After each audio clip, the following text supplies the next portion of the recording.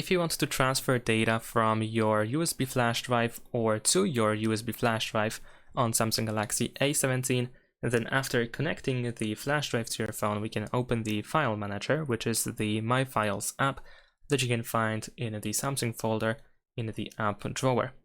Now, if you want to transfer something from the internal storage to the USB flash drive, then we need to go to the internal storage and we need to find the file that we wish to transfer. So let's say I can go to DCAM where I have camera and I can find some photos. And let's say I want to transfer this photo over here. And without opening it, I can just press and hold my finger on the file in order to select it.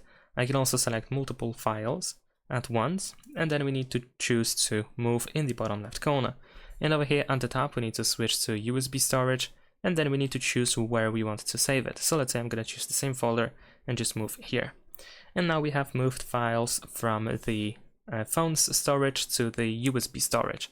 And if you want to transfer something from the USB storage to the storage of your phone, then of course you can do pretty much the same thing, but first we need to go to USB storage, find your files, and just do the same thing.